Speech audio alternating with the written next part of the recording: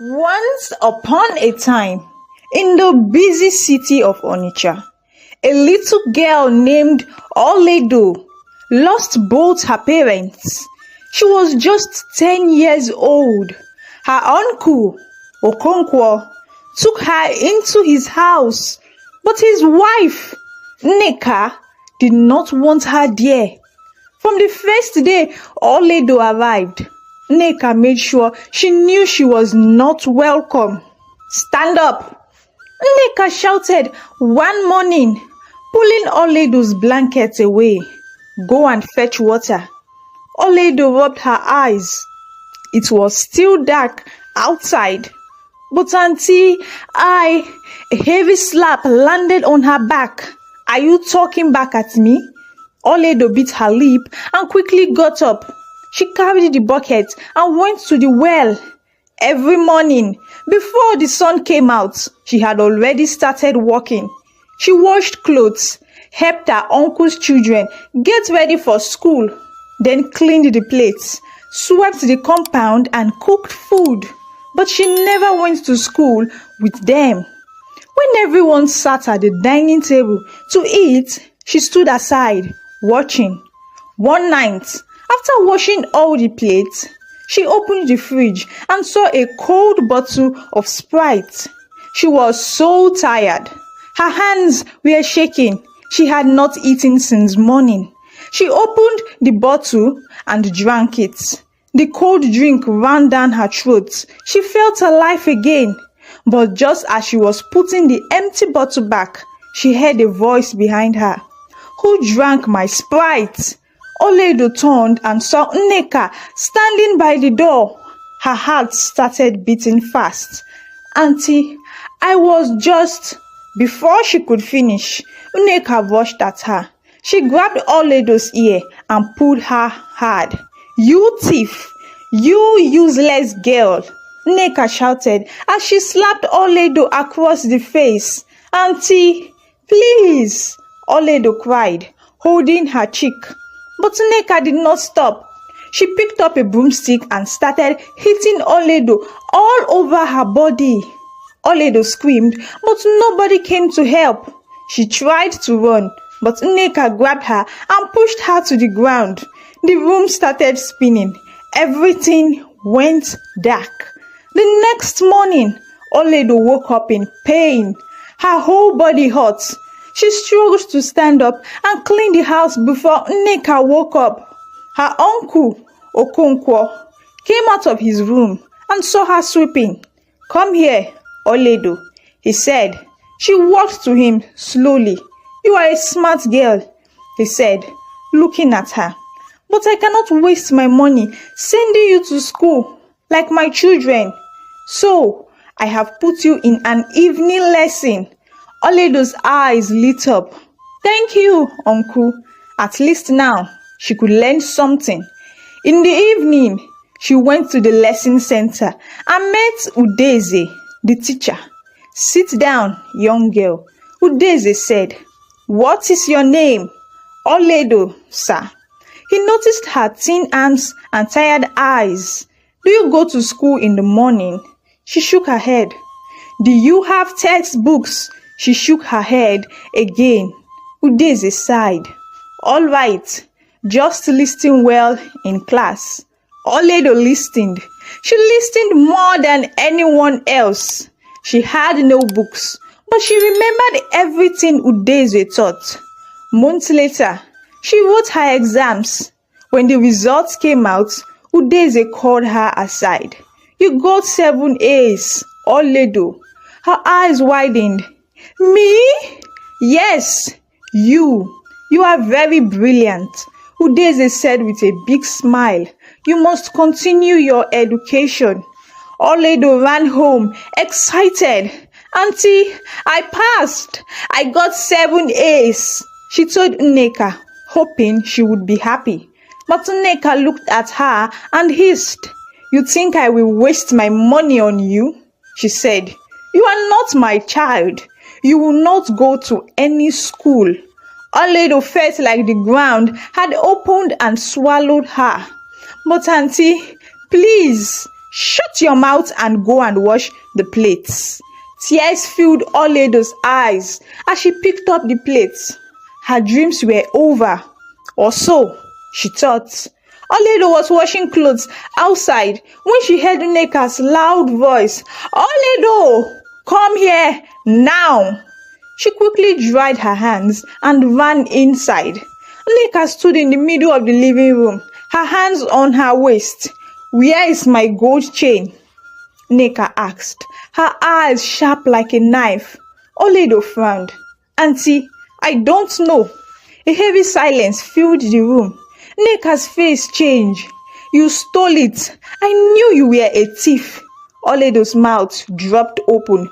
No, Auntie, I didn't steal anything. Shut up, Nneka shouted, moving closer. Do you think I don't know your plan? You want to sell my gold and run away, Abby? Tears filled Olaedo's eyes. Auntie, I swear, I didn't take your chain. But Nneka was not listening. She stormed into Olaedo's small room and pulled out her bag. Before Olaedo could say a word, Nneka dragged the bag outside and threw it on the ground. Get out of my house, she screamed. Olaedo ran to her, kneeling.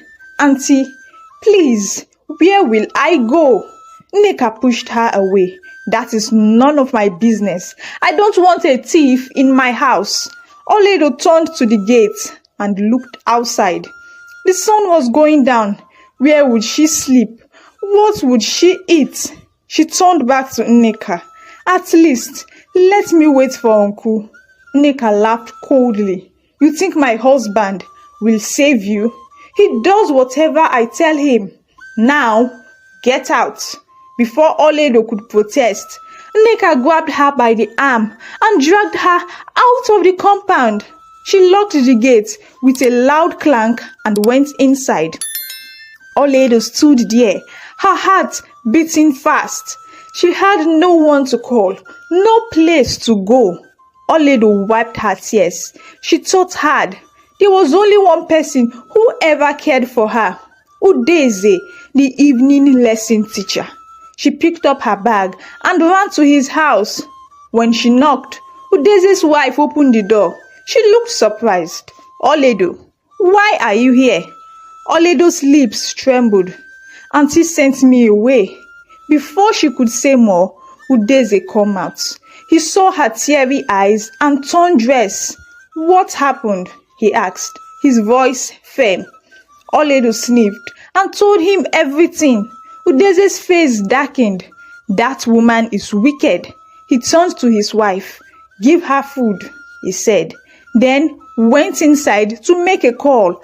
Minutes later, he came back. Olaedo, he said, my sister, Chinyere, lives in Lagos. She has agreed to take you in. Olaedo's eyes widened. Lagos? Yes, Udeze said. You cannot stay here. If you do, Nneka will look for ways to harm you. You need to start a new life. Olaedo's hands shook. But I don't know anyone in Lagos. You will know Chinyere, Udeze said, smiling gently. She is kind. She will treat you well. Olaedo thought about it. She had no home, no family. Maybe Lagos was her only chance. She took a deep breath and nodded. Okay, I will go. The next morning, Udeze put her in a bus going to Lagos. As the vehicle moved, Olaedo looked out of the window. She was leaving behind all the pain, all the suffering.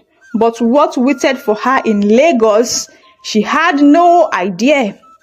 Olaedo stepped down from the bus and looked around. Lagos was different from Onitsha. The streets were busy, cars everywhere, and people walked fast like they were always in a hurry. She held her small bag tightly as she searched for Chinyere. Then she heard a voice. Olaedo! She turned and saw a woman waving at her. The woman looked kind, with a warm smile. Auntie Chinyere? Olaedo asked. Yes, my dear. Welcome to Lagos. Chinyere hugged her and took her home. Her house was small but neat. You must be hungry, Chinyere said. Come and eat. Olaedo's eyes widened. She was not used to someone caring about her. Thank you, Auntie, she said, sitting down. Days passed, and life in Lagos became easier. Chinyere treated her well, and Olaedo helped in the house. She swept, cooked, and did anything she could to show her gratitude. But there was something about Olaedo. She was different. She greeted people with respect. She shared whatever she had, even if it was small. She never looked down on anyone. One day, Chinyere's son, Obinna, came home. He was a pilot. Olaedo was in the kitchen when he walked in.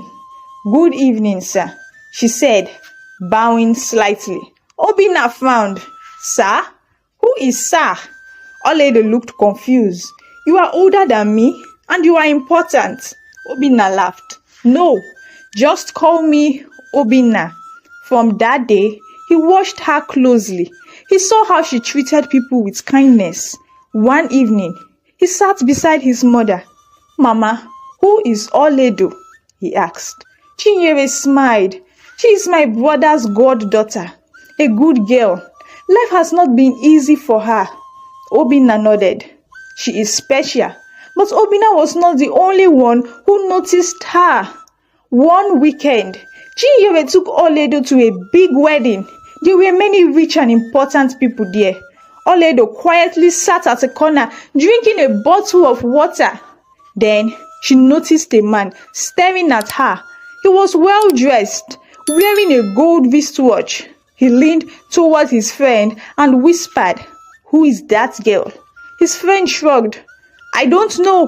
The man stood up and walked to Chinyere. Madam, good evening, he greeted. Chinyere smiled. Good evening, my son. How is your father? He is fine, the man answered. Then he pointed at Olaedo. Who is she? Chinyere laughed. She's my brother's goddaughter. The man nodded, looking at Olaedo like he had found something rare. The next day, Chinyere received a call. Madam, my son wants to marry Olaedo. A deep voice said.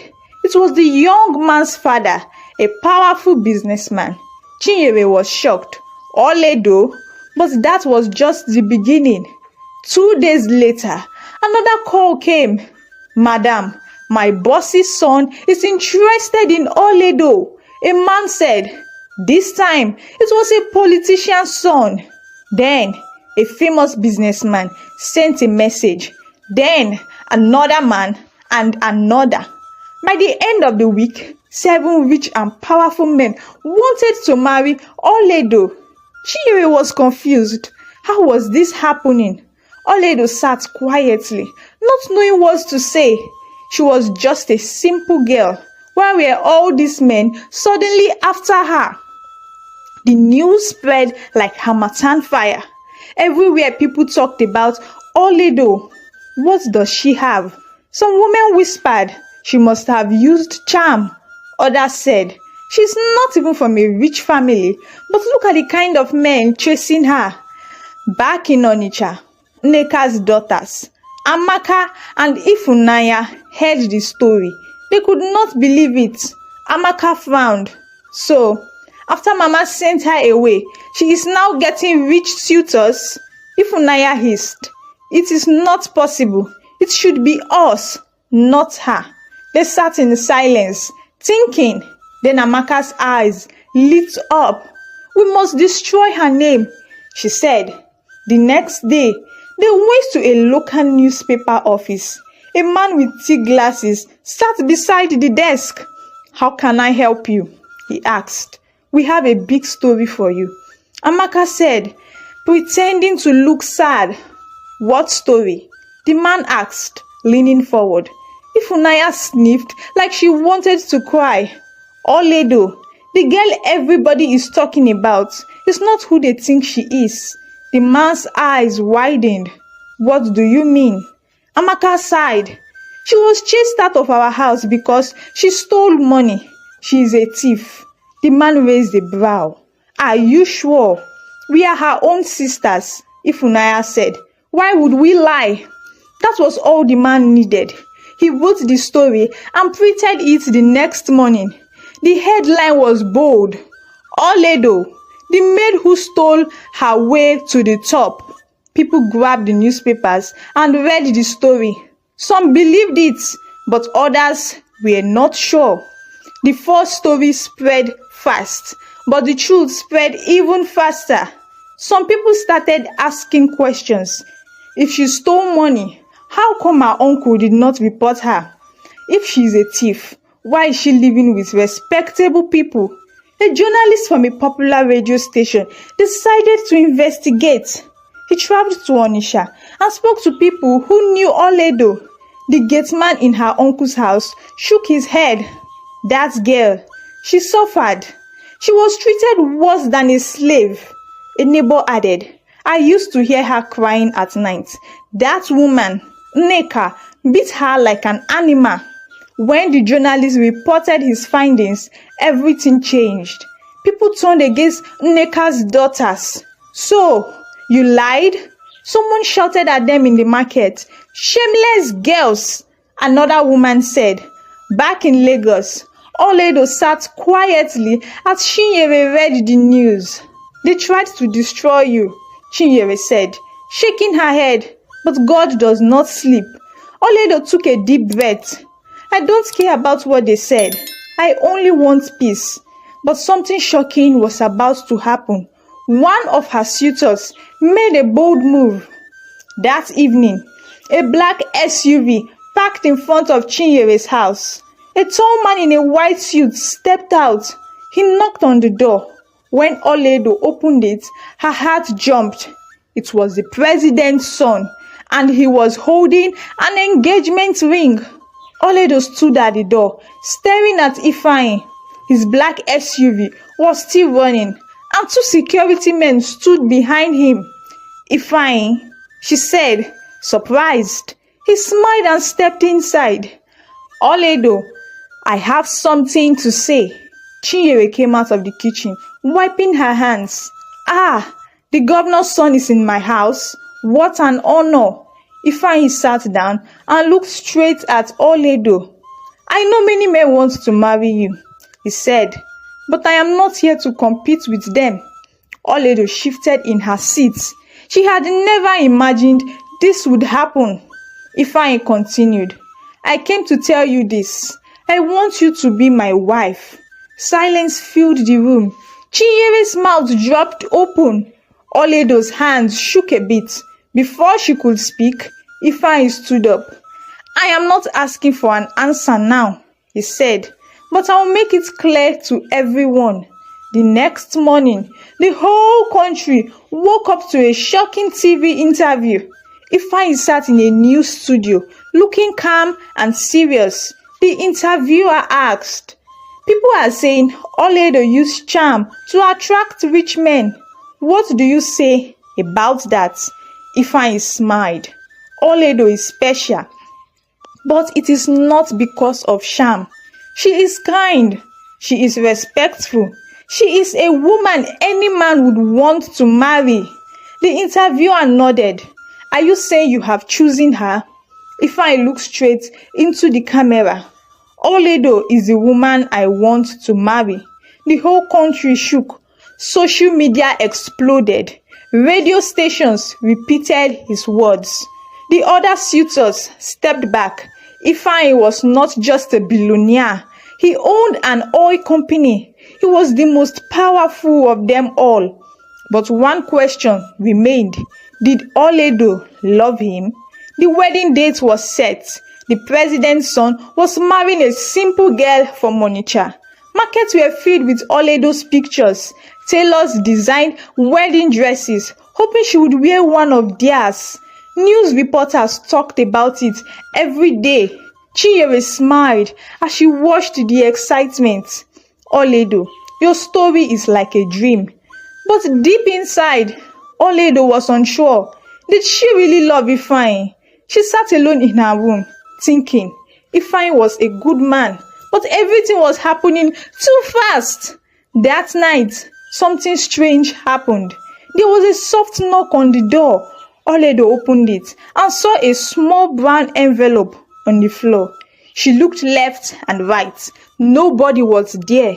Slowly, she picked up the envelope and opened it. Inside was a piece of paper with one sentence: "Do not marry him. He is hiding something." Olaedo's heart started beating fast. Who sent this letter? What secret was Ifeanyi hiding? Thank you for watching. This is a story every father and mother should watch. Make sure you subscribe and note that I love my fans. If you want to find out what happens next in the story, comment "Continue the story" below. Don't forget to like, subscribe, and turn on the notification bell so you won't miss the next episode. Once upon a time, in the busy city of Onitsha, a little girl named